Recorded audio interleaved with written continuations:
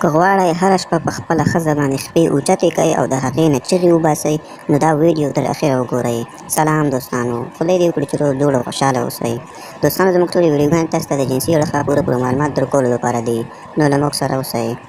دوستانو، په نننۍ ویډیو کې زه تاسو ته داسې یو نسخه ښیم چې د دې نسخې په استعمال سره به ستاسې جنسي قوت دونه ډېر شي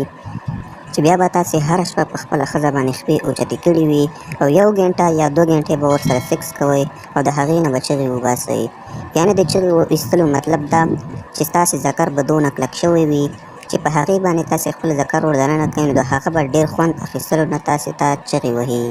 او هغه به تاسې نه ډېر زیات خوند حاصلوي، او ورسره چې تاسې نه هغه خوند حاصلوي نو د دې برعکس به تاسې هم د دې هغې نه ډېر زیات خوند حاصلوئ. ځکه څه ټایم چې د انسان جنسي قوت ډېر وي، ذکر یې سم وي او ملا درد یې نه وي او نور صحت نه هم ورسره منظم وي او هغه څه ټایم خپلې مېرمنې سره سیکس کوي او په هغې باندې خپل ذکر ور دننه کي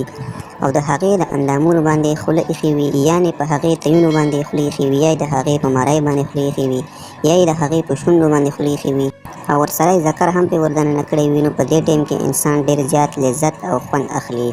او دې ټایم کې د ژوند نه ډېر زیات سکون حاصلېدلی شي. نو دوستانو، زه به تاسو ته نن داسې یو نسخه ښیم چې ستاسې جنسي قوت او نور جنسي غړي به ورسره مکمل توګه باندې ښه شي. خو د دې نه مخکې چې زه تاسو ته دا نسخه وښیم، که چېرې تاسو زموږ د یوټیوب چینل ته دمه نه وي سبسکرایب کړی نو زموږ د یوټیوب چینل سبسکرایب کړئ او په خوا کې ورسره د ټالۍ نشان هم ووهئ تر څو همدغسې معلوماتي ویډیوګانې د ټولو نه اول تاسې ته در ورسیږي.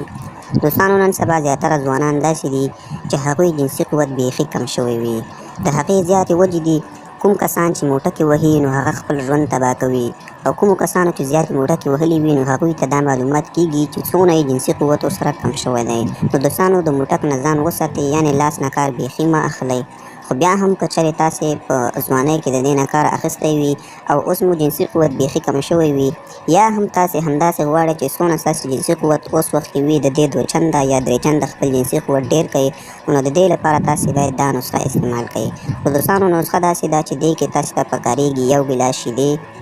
ورسره 5 یا 6 دانې بادام، ورسره 2 چمچې شات. نو تاسې به داسې وکړئ چې 1 ګیلاس شیدې به هره شپه تاسې په اور باندې جوش کوئ، چې څه ټایم شیدې جوش کېدلې نو هغې نه بعد به تاسې هغه د اور نه راکوزوئ. ورسره به تاسې 3 یا 4 یا 5 یا 6 بادام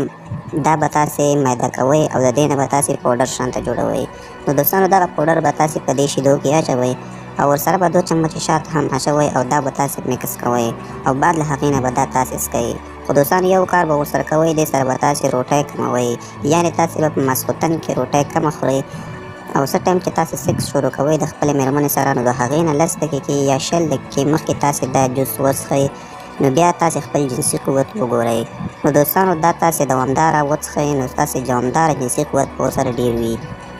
نو دوستانو، نننۍ ویډیو زموږ همدې باره کې وه. که ویډیو مو خوښ شوی وي درسره لایک یې کړئ، ملګرو سره هم شریکه کړئ تر څو هغوی هم د دې ویډیو نه استفاده وکړي.